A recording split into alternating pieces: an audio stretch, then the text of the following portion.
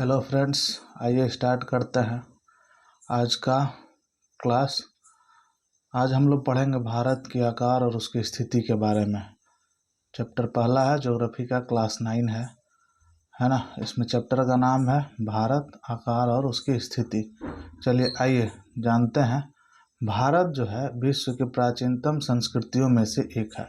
पिछले 5 दशकों में भारत ने सामाजिक आर्थिक रूप से बहुमुखी उन्नति की है। कृषि उद्योग, तकनीकी और सर्वांगीण आर्थिक विकास से अद्भुत प्रगति हुई है। भारत का विश्व इतिहास में भी बहुत महत्वपूर्ण योगदान रहा है। भारत जो है कई क्षेत्रों में काफ़ी विकास किया है। आपने देखा है टेक्नोलॉजी में भारत का बहुत ज़्यादा विकास हुआ है ना। चंद्रयान से लेकर के सूर्ययान तक, यानी विज्ञान के क्षेत्र में विकास हुआ है। कृषि के क्षेत्र में, उद्योग के क्षेत्र में भारत का बहुत ज़्यादा विकास हुआ है ना। तो भारत के बारे में ये सारी जानकारी लेनी ज़रूरी है कि भारत जो है कहाँ स्थित है, इसका आकार क्या है ना, और ये किस प्रकार का भारत है ना। इसके बारे में जानना हमें ज़रूरी है। तो चलिए फ्रेंड्स आगे बढ़ते हैं। सबसे पहले इसकी स्थिति के बारे में हम बात करते हैं। तो भारत एक विशाल देश है और यह उत्तरी गोलार्ध में स्थित है। उत्तरी गोलार्ध यानी ये देखिए बीच में ये जो है आपका विषुवत रेखा, भूमध्य रेखा है ना। ये भूमध्य रेखा है, 0 डिग्री का जो है, ये 0 डिग्री आपको दिख रहा होगा, 0 डिग्री ये भूमध्य रेखा है। यहाँ से ऊपर का जो हिस्सा होता है वो उत्तरी गोलार्ध कहलाता है और नीचे का जो हिस्सा होता है वो दक्षिणी गोलार्ध कहा जाता है। तो भारत जो है, भारत का स्थिति ये पीला वाला जो आप देख रहे हैं येलो कलर का, वो हमारा भारत है जो एशिया महादेश का एक हिस्सा है। तो ये भारत जो है विषुवत रेखा से ऊपर की तरफ स्थित है, यानी उत्तरी गोलार्ध में स्थित है। और जब हम देखेंगे कि ये जो है भारत 8 डिग्री 4 मिनट उत्तर से 37 डिग्री 6 मिनट उत्तर अक्षांश की तरफ है ना। अगर यदि देखा जाए तो ये जो रेखाएं पूरब से पश्चिम की तरफ जाती हैं, जो बड़ी रेखाएं होती हैं, लैटिट्यूड होती हैं, है ना, उन रेखाओं को अक्षांश रेखा कहा जाता है। जो रेखा ये है यहाँ से लेकर के यहाँ तक जा रही है, और जो रेखा ये उत्तर से दक्षिण की तरफ आती हैं वो देशांतर रेखाएं। ये रेखाएं असली में नहीं होती हैं, ये इमेजिनरी रेखाएं हैं, काल्पनिक रेखाएं हैं। तो ये काल्पनिक रेखाएं अक्षांश और देशांतर इसलिए खींचा गया है ग्लोब के ऊपर, ताकि किसी भी देश का स्थान, किसी भी स्थान का, है ना, लोकेशन, एक एग्जैक्ट लोकेशन पता चल सके कि क्या उसका स्थान कहाँ है, कहाँ पर वो स्थित है। तो भारत जो है वो 8 डिग्री 4 मिनट उत्तर, 8 डिग्री 4 मिनट उत्तर का अक्षांश यहाँ इधर से जा रहा होगा, और फिर ये आपका 37 डिग्री 6 मिनट उत्तर के अक्षांश, इसी के बीच में भारत का उत्तर से दक्षिण का विस्तार है। ठीक है, अब यहाँ भी उत्तर है, यहाँ भी उत्तर है। 8 डिग्री 4 मिनट भी क्या है, हमारा उत्तरी अक्षांश है, और 37 डिग्री उत्तरी अक्षांश। ये दोनों उत्तर ही क्यों है? उत्तर इसलिए है क्योंकि ये दोनों जो अक्षांश है वो उत्तरी गोलार्ध में स्थित है। दूसरा, जब इसका देशांतरीय विस्तार पढ़ते हैं तो 68 डिग्री 7 मिनट पूरब से 97 डिग्री 25 मिनट पूरब तक है। इसका यहाँ गुजरात से लेकर के और इधर अरुणाचल प्रदेश तक जो है इसका देशांतरीय विस्तार है। तो ये हाँ हमारा आपका 68 डिग्री 7 मिनट पूरब से लेकर के 97 डिग्री 25 मिनट तक। एक बात और यहाँ पर फ्रेंड्स देखने लायक है, ये है कि आप देखेंगे जब 8 डिग्री 4 मिनट और 37 डिग्री 6 मिनट का लगभग अंतर 30 डिग्री का हो रहा है, जबकि 68 डिग्री 7 मिनट और 97 डिग्री 25 मिनट पूर्वी देशांतर, यानी 2 अक्षांशों के बीच और 2 देशांतरों के बीच, जो भारत का अक्षांशीय विस्तार है और देशांतरीय विस्तार है, दोनों का अंतर जो है लगभग 30 डिग्री का है। हाँ, 68 डिग्री 7 मिनट से पूर्व से 97 डिग्री 25 मिनट पूर्व, ये भी विस्तार हमारा 30 डिग्री का है, और 8 डिग्री 4 मिनट से 37 डिग्री 6 मिनट ये भी लगभग 30 डिग्री का है। ऐसा क्यों? जबकि आप देखते होंगे भारत की लंबाई अधिक है, चौड़ाई उतनी अधिक नहीं है ना। ऐसा क्यों हुआ है फ्रेंड्स? तो ऐसा इसलिए हुआ है क्योंकि जो है देशांतर जो होता है, आप जब यहाँ देखेंगे आप देखेंगे कि जो है ना ये भूमध्य रेखा है, भूमध्य रेखा के पास 2 देशांतर के बीच की दूरी क्या है, अधिक है ना। और जब ऊपर की तरफ जाएंगे, ध्रुवों की तरफ जाएंगे, तो देशांतर के बीच की दूरी क्या होती गई है, कम होती गई है। फिर इधर से दक्षिणी गोलार्ध में जब बढ़ेंगे तो यहाँ भी देशांतर के बीच की दूरी कम होती गई है। तो भारत जो है, भारत की जो चौड़ाई है, ये चौड़ाई जो है हाँ वो क्या भूमध्य रेखा से उत्तरी गोलार्ध की तरफ अधिक है। उधर क्या होते जा रहा है, देशांतर जो है वो संकरा होते जा रहा है। तो यही कारण है कि जो है देशांतर और अक्षांश के बीच का जो अंतर है, दोनों का, भारत का जो विस्तार है वो अक्षांशीय विस्तार और देशांतरीय विस्तार दोनों के बीच का जो अंतर है वो 30 डिग्री का ही है। अब चलिए, जब हम आगे बढ़ते हैं तो इसमें पाएंगे हम, है ना, इसमें देखते हैं, हाँ, कर्क रेखा। ये जो कर्क रेखा है आपका 23 डिग्री 30 मिनट की जो कर्क रेखा होती है ना, वो उत्तर में देश को जो है लगभग लगभग 2 बराबर भागों में बांटती है। ये जो है भारत के आपके कई राज्यों से होकर गुजरती हैं। उसका नाम है क्या, मध्य प्रदेश से होकर गुजरती है, गुजरात है, छत्तीसगढ़ है, राजस्थान है, त्रिपुरा है ना। इस तरीके से करके बहुत सारे राज्य हैं, ये 7-8 लगभग राज्य हैं जिनसे होकर के ये आपका कर्क रेखा होकर गुजरती है। तो चलिए आइए जानते हैं, जब हम आगे बढ़ते हैं तो मुख्य भूभाग दक्षिण पूर्व में अंडमान और निकोबार द्वीप समूह, बंगाल की खाड़ी में तथा दक्षिण पश्चिम में लक्षद्वीप समूह अरब सागर में स्थित है। अपने एटलस की सहायता से इन द्वीप समूहों का विस्तार को ज्ञात करो। क्या आप जानते हैं भारतीय संघ राज्य का सबसे दक्षिणी बिंदु, जो इंदिरा बिंदु जिसको कहा जाता है, सन 2004 सुनामी की लहरों में समुद्र में जलमग्न हो गया था। सुनामी आई थी जो 2004 में, उसमें डूब गया था। चलिए, आकार, भारत का आकार जो है, भारत का कुल क्षेत्रफल 32.8 लाख वर्ग किलोमीटर है और भारत का क्षेत्रफल जो है पूरे विश्व का, है ना, 2.4% हिस्सा जो है भारत जो है 2.4% पूरे विश्व के स्थलीय भाग का 2.4% हिस्सा जो है भारत का क्षेत्रफल ऑक्युपाई करता है, यानी कवर करता है। ठीक है, 2.4% हिस्सा। अब हाँ, चित्र में स्पष्ट, भारत विश्व का 7वां सबसे बड़ा देश है। ठीक है, इससे बड़े जो हैं और भी देश हैं, रूस है आपका, साउथ ये यूनाइटेड स्टेट्स ऑफ अमेरिका, संयुक्त राष्ट्र अमेरिका है, फिर जो है आपका चाइना है, ब्राज़ील है। तो ये सब भारत से बड़े देश हैं। भारत का स्थान 7वां पड़ता है। हाँ, भारत की स्थल सीमा जो है लगभग 15,200 किलोमीटर है और समुद्री तट रेखा अंडमान निकोबार और द्वीप समूह, लक्षद्वीप समूह के साथ जब देखा जाएगा तो इसका जो है, हाँ, ये आपका 7,516 किलोमीटर, ये जो द्वीप समूह का लेकर के ये सब जो है वो समुद्री सीमा रेखा है ना, समुद्र तट रेखा। जब इसके द्वीपों को भी कंसिडर किया जाएगा तो उसके साथ लेकर के 7,516 किलोमीटर। ऐसे टोटल जो है भारत का जो स्थल केवल सीमा रेखा है वो 15,200 किलोमीटर है। भारत के उत्तर पश्चिम तथा उत्तर पूर्वी सीमा पर नवीनतम वलित पर्वत है ना। उधर हिमालय बढ़ेंगे तो जब आप देखेंगे अरुणाचल प्रदेश हो गया, वो आपका पूर्वी हिस्सा है, लेकिन आपका छत्तीसगढ़ हो गया, ये सॉरी उत्तराखंड हो गया, उधर जम्मू कश्मीर हो गया। तो ये उत्तर पश्चिम और उत्तर तथा उत्तर पूर्व जब मैप में आप देखेंगे तो इन दिशाओं में जो है ना आपका पर्वत मिलेगा, उधर कोई समुद्र वगैरह नहीं मिलेंगे। इसके उल्टे जब दक्षिण की तरफ देखेंगे, है ना, तो जो है हाँ, इसके दक्षिण का भूभाग उत्तर में चौड़ा है, दक्षिण का भाग उत्तर में चौड़ा है और 22 डिग्री। हाँ, इसका मतलब क्या हुआ ना कि जो भारत का, जब आप देखेंगे ना भारत का, यदि आप मैप देखते हैं, ठीक है, भारत का मैप देखेंगे तो यहाँ पर आप देखेंगे इधर ये वाला आपका ये हिस्सा है आपका उत्तर पूर्व हिस्सा वाला, ये सब उत्तर पूर्व वाला हिस्सा हो गया। ठीक है, ये उत्तर पश्चिम वाला हिस्सा हो गया, ये सॉरी उत्तर पूर्व वाला हिस्सा हो गया, उत्तर का तो उत्तर पश्चिम वाला। तो ये सारे एरिया में जो है ना आपका क्या है, बहुत सारे पहाड़ पर्वत है, वलित पर्वत है। ठीक है, और भारत जो है, हाँ, 22 डिग्री का जो अक्षांश है, यहाँ आप देखिए 20 डिग्री है।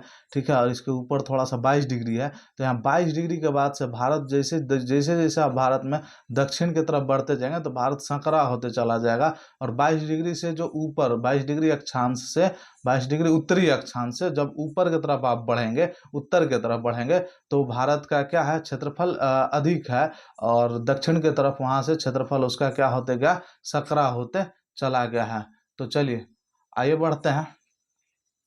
हाँ, और दक्षिण में क्या है, आपका भारत के दक्षिण में हिंद महासागर है, इसके पश्चिम में अरब सागर है और पूरब में बंगाल की खाड़ी। पूरब में यानी आपका ये उड़ीसा हो गया, पश्चिम बंगाल हो गया, उसके किनारे पर जो है बंगाल की खाड़ी है, और पश्चिम में आप गुजरात की तरफ जाएंगे, महाराष्ट्र की तरफ, तो जो है उधर आपका अरब सागर आपको मिलेगा। ठीक है, अब दक्षिण में हिंद महासागर मिलेगा। अक्षांश और देशांतर का विस्तार लगभग 30 डिग्री है, परंतु फिर भी पूर्व और पश्चिम का विस्तार ये हमने आपको बताया है। हाँ, ऐसा क्यों होता है, चलिए आगे बढ़ते हैं। गुजरात से अरुणाचल प्रदेश का स्थानीय समय में 2 घंटे का अंतर है। गुजरात से, जब गुजरात में अगर यदि आप समय देखेंगे, आप ऐसे भी सुने भी होंगे कि भारत में सबसे पहले सूर्योदय, हाँ, आपका अरुणाचल प्रदेश में होता है। अरुणाचल प्रदेश में होता है, क्यों होता है? हाँ, क्योंकि आप जो गुजरात जो है ना, वो 68 डिग्री 7 मिनट देशांतर के पास है। ठीक है, और पूर्वी देशांतर, और जो है 97 डिग्री 25 मिनट पूर्वी देशांतर पे आपका क्या है, अरुणाचल प्रदेश है। तो ये दोनों के देशांतर में 30 डिग्री का अंतर है, और हर 15 डिग्री देशांतर के अंतर के बाद से, हाँ, अगर यदि आपके देशांतर के दो देशांतर है, उसके बीच 15 डिग्री का अंतर आ जाता है, तो 1 घंटा समय पूरब की तरफ बढ़ने पे 1 घंटा समय आगे हो जाता है, और पश्चिम की तरफ बढ़ने पे 1 घंटा समय पीछे चला जाता है। तो गुजरात से अरुणाचल प्रदेश जो है वो 30 डिग्री पूरब देशांतर की तरफ स्थित है। तो इसलिए गुजरात का जो समय है अरुणाचल से 2 घंटा पहले चलता है, या फिर ऐसा कह सकते हैं कि अरुणाचल प्रदेश का समय गुजरात से 2 घंटा आगे चलता है। हाँ, तो इस तरीके से देखा जब जाएगा, तो क्या होगा कि आपका पूरे भारत में समय का हेर फेर हो जाएगा। यानी बहुत सारा ऐसा है जो मतलब पूरे भारत के राज्यों में समय का काफ़ी उलट फिर रहेगा। यानी कहीं पे समय जो है पहले आ जाएगा, हर जगह का समय एक जैसा नहीं रहेगा। तो इस सारे जगह पूरे भारत में एक जैसा समय नहीं रहेगा, तो उससे काफ़ी दिक्कतें आ सकती हैं। जैसे जो भी काम जैसे जिसमें समय का सबसे ज़्यादा आवश्यकता पड़ती है, जैसे फ्लाइट हो गया, चाहे ट्रेन हो गया, अन्य बहुत सारी घटनाएं जिसमें समय का ज़रूरत पड़ता है, तो उसमें समय का काफ़ी जो है ना दिक्कत होने लगता है। इसलिए जो है ना हर देश के लिए एक मानक समय रेखा को मान लिया जाता है, और मानक समय रेखा हमेशा उसी को माना जाता है जो क्या होता है, 7 डिग्री 30 मिनट का गुणांक होता है। तो भारत में हाँ, वैसा देशांतर का कोण जो 7 डिग्री 30 मिनट का गुणांक होगा, उसी को मानक समय रेखा मान लिया जाता है। इसीलिए भारत में 82 डिग्री 30 मिनट पूर्वी देशांतर को मानक समय रेखा या मानक यामी उत्तर मान लिया गया है। और इसी के हिसाब से अब यहाँ पर जो समय होगा, वही भारत में पूरे भारतवर्ष में उसी के हिसाब से सबकी घड़ियाँ चलेंगी, सब जगह पूरे भारत में वही समय दिखाया जाएगा। ठीक है, तो चलिए आगे बढ़ते हैं। उत्तर प्रदेश में मिर्जापुर से होकर के ये जो है रेखा गुजरती है, ऐसे इलाहाबाद के नैनी से होकर के भी गुजरती है। हाँ, अक्षांश का प्रभाव दक्षिण से उत्तर की ओर दिन और रात की अवधि पर पड़ता है।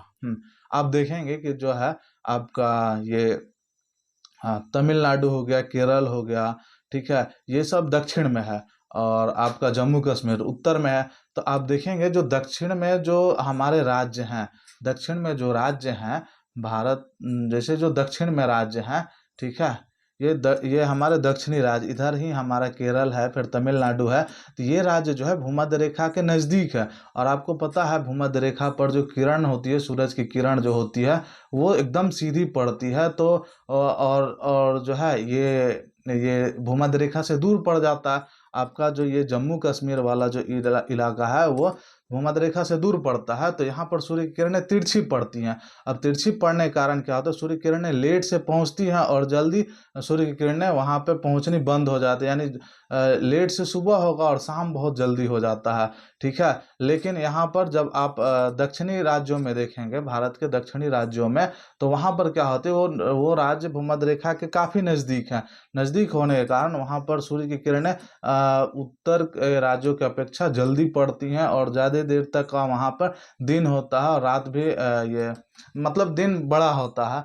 और आपको पता होगा जो सबसे बड़ा दिन होगा दक्षिण वाले राज्यों में, और जो सबसे छोटा दिन होगा उसमें जो है, हाँ, केवल बहुत कम समय का अंतर होता है। लेकिन उत्तर के राज्यों में लगभग 7 घंटे का ये अंतर चला जाता है, जबकि दक्षिण के राज्यों में ये अंतर दिन और रात, दिन और सबसे बड़ा दिन और सबसे छोटा दिन का जो अवधि का अंतर होगा, बस 45 मिनट या 45 मिनट तक लगभग, हाँ, होता है आपका। तो चलिए, हाँ, आगे बढ़ते हैं।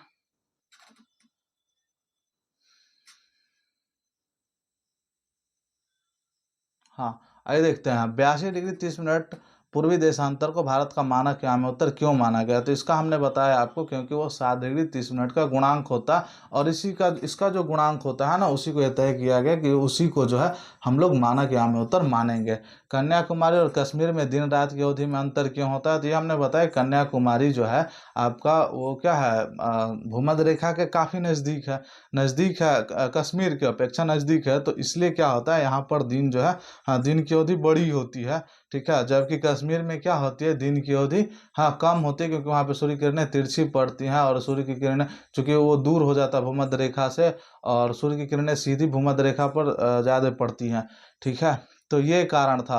और ये वहाँ पे ना जलवायु के अंतर का भी ये कारण है, जहाँ पर सूर्य किरणें सीधी पड़ेंगी, नज़दीक होगा, सूर्य किरणें भूमध्य रेखा पर नज़दीक रहती है, सूरज वहाँ से नज़दीक पड़ता है, तो आपका वहाँ पर गर्मी भी ज़्यादा पड़ता है, कन्याकुमारी में गर्मी ज़्यादा पड़ेगी। और कश्मीर में क्या होता है कि यहाँ पर सूर्य किरणें तिरछी पड़ने के कारण वहाँ पर ठंडा अधिक रहता है। जैसे जैसे आप उत्तर की तरफ बढ़ते जाएंगे, यानी आप भूमध्य रेखा से आप दूर होते चले जाएंगे, विषुवत रेखा से, तो वहाँ का मौसम जो है ना ठंडा होते चला जाएगा। एकदम उत्तरी ध्रुव में जब आप पहुँच जाएंगे तो वहाँ का मौसम बिल्कुल नहीं ठंडा मिलेगा आपको। भारतीय भूखंड और एशिया महाद्वीप के पूर्व और पश्चिम के मध्य में स्थित है। भारतीय भूखंड एशिया महाद्वीप के पूर्व और पश्चिम के मध्य में स्थित है, यानी भारत जो है ना, एशिया जो महाद्वीप है, एशिया महादेश है, उसके पूर्व और पश्चिम के बिल्कुल सेंटर पे स्थित है। भारतीय भूभाग एशिया महाद्वीप का दक्षिणी विस्तार है, और यानी एशिया के दक्षिण में स्थित है और पूरा पश्चिम के बीच में ही स्थित है। और हिंद महासागर जो कि पश्चिम में यूरोपीय देशों और पूर्वी एशियाई देशों को मिलाता है, भारत को केंद्रीय स्थिति प्रदान करता है।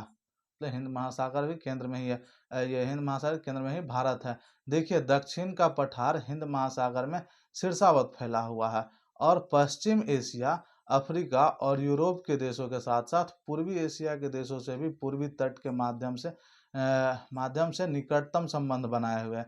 हिंद महासागर में किसी और देश की ऐसी स्थिति नहीं है जैसे भारत की स्थिति है, इसीलिए उस महासागर का नाम भी क्या पड़ गया, भारत के नाम पर ही पड़ गया। क्या आपको पता है सन 1869 ईस्वी में स्वेज नहर है ना, उसके खुलने से भारत और यूरोप के बीच की दूरी 7,000 किलोमीटर कम हो गई।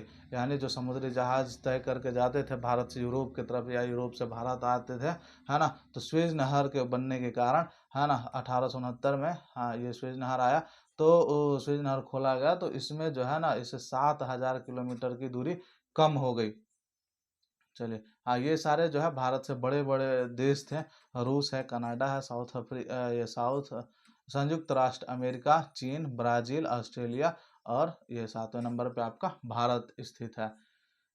तो चलिए, ये भारत का हमारा मैप है, आइए इसको एक बार देख लेते हैं। भारत का जो मैप है, ये इसमें हमको पता चलता है कि भारत जो है 2,933 किलोमीटर इसके पूरब से पश्चिम की लंबाई है, और उत्तर से दक्षिण की जब लंबाई देखी जाए तो वो कितनी है हमारी, हाँ, वो है हमारी 3,214 किलोमीटर की पड़ जाती है। और ये हमारा भारत, ये कर्क रेखा है जो 22 डिग्री 30 मिनट उत्तरी अक्षांश है, ठीक है। और यह भारत का सबसे उत्तरी बिंदु जो है वो क्या है, हमारा इंदिरा कॉल है, और भारत का सबसे दक्षिणी इंदिरा पॉइंट पड़ता है, और भारत का सबसे पूर्वी अरुणाचल प्रदेश का किवितु, और सबसे पश्चिमी गुजरात का गुहार मोता पड़ता है। तो ये हमारा भारत है।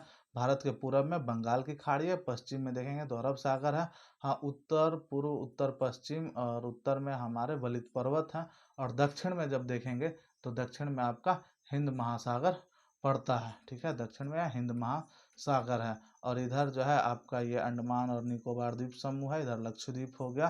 तो ये सारे जो है हाँ, भारत की स्थिति है, ये भारत के पूरे विश्व के नक्शा पे यदि देखा जाए तो। चलिए, आइए देखते हैं यहाँ पर जो है, ये हमारा भारत, और ये है भारत आने के लिए ये जो आपका जो सीधा रेखा है, आपका सीधा जो बिना कटा हुआ लाइन ये सारे दिख रहा है, यह भारत से वायु मार्ग आने का मतलब हवाई जहाज से आने के ये सारे रास्ते हैं, है ना, कोई ईरान से, चाहे सीरिया से, हाँ, या फिर इन सब जगहों से यदि भारत आना चाहते हैं तो जो है वह हवाई मार्ग है, यहाँ से दिल्ली आ सकते हैं या फिर यहाँ से मुंबई आ सकते हैं, ठीक है, गुजरात में आ सकते हैं, फिर इधर से मुंबई आ सकते हैं, सऊदी अरब से जो सऊदी अरब जाते हैं, जॉर्डन जाते हैं, चाहे ये साइप्रस वगैरह। तो चलिए ये वायु मार्ग है, और जो ये डॉटेड लाइन है आपका, ये सब समुद्री मार्ग है, ठीक है। और यहीं पर है आपका स्वेज नहर, ये स्वेज नहर खुल गया, इससे क्या हुआ कि इधर यूरोप है, यूरोप की तरफ से आपका भारत आने के लिए 7,000 किलोमीटर का लगभग दूरी कम हो गया। तो ये था हमारा भारत आने का रास्ता, ये भारत आने का मार्ग था, ठीक है, क्योंकि व्यापार करने के लिए भारत आने का सबसे ज़्यादा ज़रूरी है ना। और वायु मार्ग तो काफ़ी महंगा पड़ता है, तो समुद्री मार्ग अपनाते थे। समुद्री मार्ग सारे यातायात के साधनों में सबसे सस्ता साधन होता है, तो समुद्री मार्ग ही लोग अपनाते थे। भारत का विश्व के देशों के साथ सीधा संपर्क, हाँ, युगों पुराना है, परंतु यह संबंध समुद्री जलमार्गों की अपेक्षा भूभागों से होकर ज़्यादा था। लोग समुद्री रास्तों से कम आते थे। पहले जब समुद्री जहाज ही नहीं होंगे, उस समय लोग पैदल चल करके या फिर जो है किसी जानवर का सहारा लेकर के चल करके भूभाग के रास्ते से आया करते थे। तो उसमें दर्रों वगैरह का इस्तेमाल करते थे वो आने के लिए, जम्मू कश्मीर के उधर दर्रों से होकर के वो आया करते थे। हाँ, इन मार्गों से प्राचीन समय में विचारों और वस्तुओं का आदान प्रदान होता रहता था। भारत का पश्चिम, मध्य और पूर्वी एशिया तथा दक्षिण एशिया के पड़ोसी देशों के साथ एक अद्भुत संपर्क रहा। इस प्रकार उपनिषदों का, हाँ, अब जब एक जगह से दूसरे जगह आना जाना होगा तो काफ़ी चीज़ों का आदान प्रदान होगा, ठीक है। तो भारत से किस किस चीज़ का आदान प्रदान हुआ? भारत से बहुत सारा चीज़ विदेश के लोग अपनाया। जैसे क्या था, बहुत सारे विचार, रामायण तथा पंचतंत्र की कहानियाँ हो गई, भारतीय अंक एवं दशमलव प्रणाली हो गई, संसार के विभिन्न भागों में पहुँच गए, ठीक है। और भारत से और भी क्या, मसाले, मलमल आदि कपड़े तथा व्यापार के अन्य सामान भारत से विभिन्न देशों को ले जाए जाते थे, विभिन्न देशों में ले जाए जाते थे, है ना। और भारत ने क्या विदेशी चीज़ों को अपनाया, तो यूनानी स्थापत्य कला, ठीक है, और पश्चिम एशिया का वास्तुकला के प्रतीक मीनारों तथा गुंबदों का प्रभाव हमारे देश के विभिन्न भागों में देखा गया है। ये सब विदेशों से अपनाया गया था, ठीक है। भारत का पड़ोसी देश, हाँ, भारत का पड़ोसी देश क्या था? भारत का पड़ोसी देश, हाँ, भारत का दक्षिण एशिया में एक महत्वपूर्ण स्थान है। भारत में 28 राज्य तथा 7 केंद्र शासित प्रदेश, हालांकि अब ये 9 हो चुके हैं केंद्र शासित प्रदेश, है ना। तो चलिए और जानते हैं भारत के ऐसे पड़ोसी देश, ये जो है मालदीव हो गए, श्रीलंका हो गया, बांग्लादेश हो गया, चाइना हो गया, भूटान, म्यांमार, ये आपका नेपाल हो गया, पाकिस्तान, अफगानिस्तान। तो ये भारत के पड़ोसी देश थे, है ना। ज्ञात कीजिए, ये सारे तो हैं क्वेश्चन जो आपको देखना चाहिए, है ना। चलिए, भारत की सीमाओं, भारत की भूमि की सीमाएं उत्तर पश्चिम पाकिस्तान और अफगानिस्तान के साथ, उत्तर में चीन के साथ, नेपाल और भूटान के साथ तथा पूर्व में म्यांमार व बांग्लादेश के साथ मिलती हैं। तो ये सब भारत के पड़ोसी देश हैं। हाँ, सन 1947 से पूर्व भारत में दो प्रकार के राज्य थे, प्रांत और रियासत, वायसराय द्वारा नियुक्त अंग्रेज हाँ, उस समय 1947 से पहले जिस समय भारत गुलाम हुआ करता था, उस समय भारत में दो प्रकार के राज्य हुआ करते थे। एगो जो जिसमें डायरेक्ट अंग्रेज जो है शासन करते थे, उनके वायसराय होते थे और वहाँ पर वो क्या शासन करते थे। दूसरा क्या होता था, जो रियासतें हुआ करती थी, वहाँ पे अंग्रेजों के द्वारा ही किसी शासक को तय किया जाता था, सुनिश्चित किया जाता था, वो उसके बदले में अंग्रेजों को कर दिया करते थे, है ना। और वो अंग्रेजों का स्वायत्ता मान करके वहाँ पर शासन चलाते थे, लेकिन इनडायरेक्ट रूप से वहाँ पर अंग्रेजों का ही शासन था, है ना।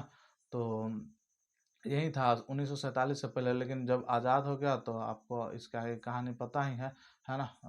वो माउंटबेटन प्लान के तहत कुछ देश जो है, जो अपना आज़ाद रहना चाहते थे वो आज़ाद रह गए, जो भारत में मिलना चाहते थे वो भारत में मिल गए, और जो पाकिस्तान मिलना चाहते थे वो पाकिस्तान मिल गए। आपको ये नक्शा में कौन कौन सा राज्य कहाँ कहाँ स्थित है ये आपको याद रहना चाहिए। ये भारत का, हाँ, उत्तरी क्षेत्र है। यहाँ जम्मू कश्मीर, हिमाचल प्रदेश, पंजाब हो गया, ठीक है, हरियाणा भी है, दिल्ली भी है, उत्तराखंड यहीं पे है, और इधर आपको उत्तर प्रदेश मिलेगा, मध्य प्रदेश, राजस्थान, इधर गुजरात, और इधर जो है सेवन सिस्टर्स इनको कहा जाता है। ये सात जो हैं, अरुणाचल प्रदेश, असम, नागालैंड, मणिपुर, मिजोरम, त्रिपुरा और मेघालय, ये सातों सेवन सिस्टर्स कहलाते हैं। बीच में भूटान और नेपाल के बीच में एक छोटा सा राज्य सिक्किम है स्थित है। हालांकि जनसंख्या की दृष्टि से सबसे छोटा राज्य है, और जो है क्षेत्रफल की दृष्टि से सबसे छोटा राज्य आपका गोवा है। यहाँ पर बहुत ही पहाड़ वगैरह है, और केवल 4 जिला हैं इस पूरे राज्य में। पश्चिम बंगाल जो है ये आपका भारत का ये भी आपका पूर्वी राज्य है। हाँ, पश्चिम बंगाल, उड़ीसा हो गया, छत्तीसगढ़ हो गया, है ना। क्षेत्रफल की दृष्टि से सबसे बड़ा राज्य आपको इसमें देखने को मिल ही गया होगा। क्षेत्रफल की दृष्टि से सबसे बड़ा राज्य आपका राजस्थान है, ठीक है। और मध्य प्रदेश, फिर आपका एक राज्य है महाराष्ट्र हो गया, आंध्र प्रदेश हो गया इधर। और फिर नीचे जब साउथ में आते हैं तो इधर आपका कर्नाटक, तमिलनाडु और केरल आ जाता है, आंध्र प्रदेश है, ठीक है। अरब सागर इधर आपका यहाँ पर लक्षद्वीप आ जाता है, फिर पुडुचेरी भी यहीं पर है, दमन दीव और दादरा नगर हवेली आपका गुजरात की तरफ पड़ता है। और बंगाल की खाड़ी में जब बढ़ते हैं आगे तो अंडमान निकोबार आइलैंड्स मिलते हैं आपके यहाँ पर। जो ये डॉटेड लाइन है वो राज्य की सीमाएं हैं, है ना। और ये जो मोटा वाला लाइन है वो अंतर्राष्ट्रीय सीमाएं हैं, ये सारी, ठीक है। मालदीव यहाँ पर देश है, ये भारत का पड़ोसी देश ही है, ठीक है।